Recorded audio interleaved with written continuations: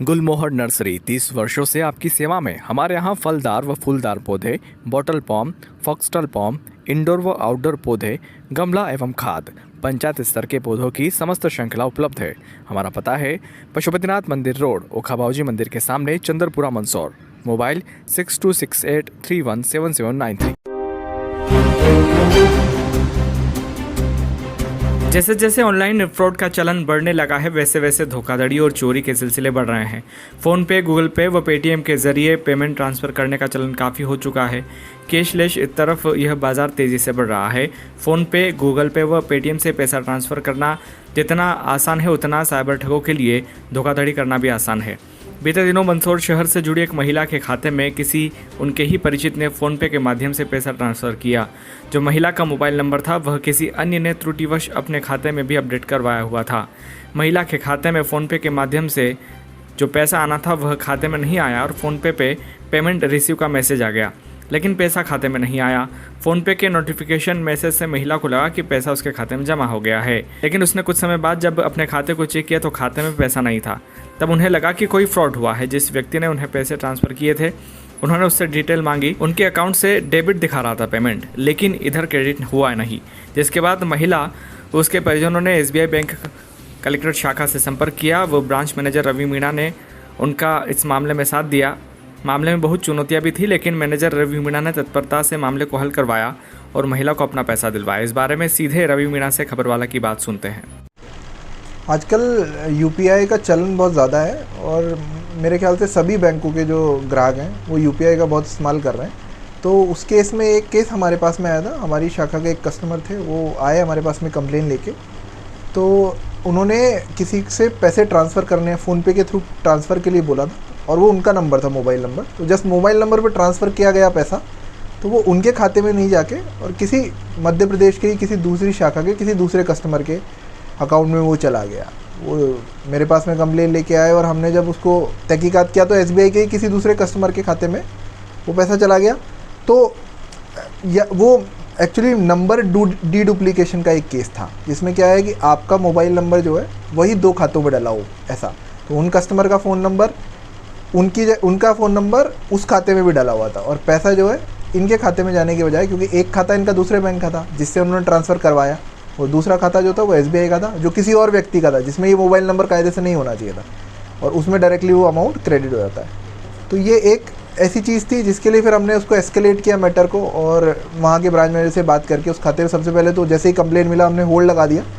तो ब्रांच में एक हमारे पास में एक सुविधा उपलब्ध है कि हम खाते में होल्ड लगा सकते हैं। तो हमने उसकी जेन्युइननेस जानने के बाद में होल्ड लगा के और ब्रांच मैनेजर से बात करके उसका क्विकली डिस्पोजल करवाया, वहाँ से वो पैसा वापस कस्टमर को दिलवाया। तो कितने दिन की प्रोसेस थी और कितना अमाउंट था? अमाउंट उनका 30,000 था और पैसा तो तुरंत ट्रांसफ़र हो जाता है UPI में, लेकिन अब एक्चुअली 2 शाखा इन्वॉल्व थी और फिर उसमें यह है कि कस्टमर से, क्योंकि कस्टमर से कांटेक्ट नहीं हो पा रहा था, जब कॉल लगा रहे थे तो इनके फ़ोन पे नंबर लग रहा था, तो वो कस्टमर को एक लेटर लिखा गया, वहाँ तहकीकात करवाई वहाँ के ब्रांच मैनेजर ने, ठीक है। तो थोड़ा सा टाइम इसमें लगा, लेकिन इसमें मेन जो कंटेंशन रहता है वो ये रहता है कि कस्टमर से जो दूसरी सामने पार्टी है उससे कैसे संपर्क किया जाए। तो उन्होंने किसी तरीके से संपर्क किया कस्टमर से, उनको बुलाया, उनसे फिर पूछा कि भाई ये नंबर कैसे डला। तो वो उन्होंने बताया कि उन्होंने जानबूझ के नंबर नहीं अपडेट किया है, वो नंबर या तो आसपास कहीं था, इसकी वजह से 1 डिजिट की वजह से ऐसा हुआ। लेकिन जनरली कई बार ऐसा करते हैं कि जो फ्रॉडस्टर होते हैं ना, वो भी आपके फ़ोन में कोई एप्लीकेशन इंस्टॉल करवा लेंगे और अपना नंबर उसमें चेंज कर लेंगे। ऐसा होगा कि आपको कॉल आते हैं कि आप फ़ोन में ये एप्लीकेशन डाल लीजिए, आपका इंटरनेट बैंकिंग का एक्सेस उनको मिल जाएगा, तो फ़ोन नंबर फिर अपडेट किया जा सकता है। तो बैंक की कोई ऐसी सुविधा नहीं रहती कि जो कस्टमर का नंबर ही वेरीफाई किया जाए? बैंक की सुविधा ऐसी है, आप जब बैंक में जाएंगे, ठीक है, तो आप अपना नंबर अपडेट करवाए तो एक टेस्ट मैसेज आप करवा सकते हैं बैंक में जाके।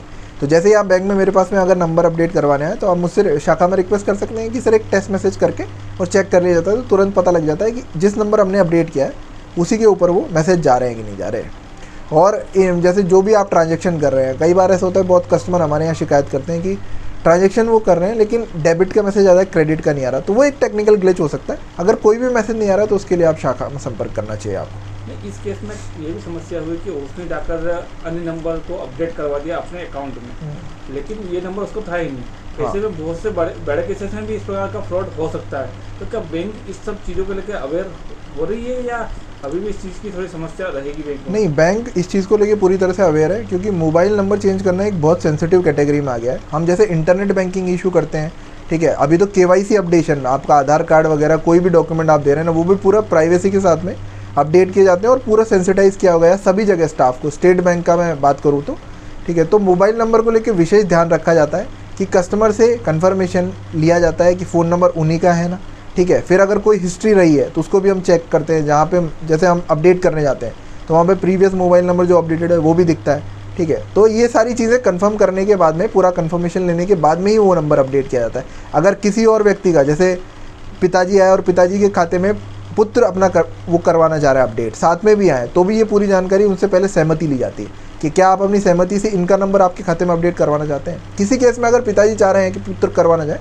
या तो हम कर देते, ठीक है, लेकिन पूरा उसमें तसल्ली होने के बाद में जिस व्यक्ति का जो एक्चुअल नंबर है वही अपडेट उनके खाते में किया जाता है। और अभी धीरे धीरे छोटे मोटे इश्यूज़ इस तरह के आते थे कि मैसेज नहीं आ रहे हैं और ये सब चीज़ें इन्फॉर्मेशन नहीं मिल रही है, वो भी धीरे धीरे रिजॉल्व कर रहे हैं हम स्टेट बैंक में। तो तब ग्राहकों से क्या अपील करेंगे इस चीज़ को लेकर, क्योंकि इस प्रकार के जो फ्रॉड चल रहे हैं आगे भी हो सकते हैं, तो उस प्रकार ग्राहक को कैसे अवेयर रहना है इन सब चीज़ों? मैं भी अपनी शाखा से जैसे अपने ग्राहकों से संपर्क करता हूँ, तब भी मैं उनको जानकारी देता हूँ। कोई मेरे पास में आता है तो भी उनको ये जानकारी दी जाती है।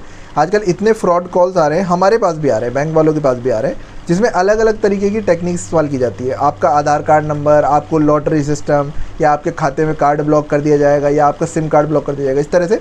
और उनका सबका जो भी सामने ये फ्रॉडस्टर होता है, उसका एक ही मोटिव है, किसी भी तरीके से आपकी पर्सनल इन्फॉर्मेशन निकालना। पर्सनल इन्फॉर्मेशन में आपका इंटरनेट बैंकिंग, खाता क्रमांक, आधार क्रमांक, आपके मोबाइल नंबर पे जो OTP आता है, ये 3-4 चीज़ें जो आपसे मांगते हैं। कार्ड का नंबर, कार्ड के पीछे CVV लिखा रहता है 3 डिजिट का, वो हमको किसी भी कंडीशन में किसी भी व्यक्ति को, चाहे वो कोई भी हो, चाहे अगर कोई बैंक से भी आपको कॉल करके आपका कार्ड नंबर आपसे मांग रहा है, आप मत दीजिए उसको। आप चाहे तो शाखा में संपर्क कर लीजिए, थोड़े टाइम बात कर लीजिए, क्योंकि ऐसी कोई सुविधा किसी के पास उपलब्ध नहीं है। अगर बैंक भी आपका कोई कार्ड बंद करने जा रहा होगा, पहली बात तो बैंक कार्ड बंद करेगा नहीं, करने जा रहा होगा तो आपको पहले बैंक बताएगा, ठीक है, आपके पास एक नोटिस देगा किस वजह से कार्ड बंद किया जा रहा है, या आपका खाते में अगर कोई परेशानी है तो उसके लिए बाकायदा नोटिस और मैसेज बैंक की तरफ से किया जाता है, जिसमें नीचे पूरा नरेशन लिखा रहता है। तो कोई भी जानकारी फ़ोन पे किसी के साथ में शेयर नहीं करें, OTP बिल्कुल ना दें, किसी कार्ड की डिटेल ना दें और खाते की अपनी जानकारी ना दें, तो मुझे नहीं लगता कि किसी भी तरह का फ्रॉड पॉसिबल है। साथ ही कोई एप्लीकेशन अपने फ़ोन में ना इंस्टॉल करें, इस तरह का जो फ़ोन पे कोई बोल रहा है कि एप्लीकेशन कर लीजिए, क्योंकि कई बार फ़ोन पे एप्लीकेशन करने से थर्ड पार्टी को एक्सेस मिल जाता है फ़ोन का, उसमें फिर चीज़ें आपके दायरे से बाहर हो जाती है। कभी खुदा न खास्ता किसी के साथ में कोई फ्रॉड हो जाता है, कोई ऐसी घटना हो जाती है, तुरंत आप अपने बैंक को सूचित करें। 72 घंटे के अंदर अगर आप बैंक को सूचित करते हो तो शायद उसके समाधान निकलने के कुछ चांसेस हैं।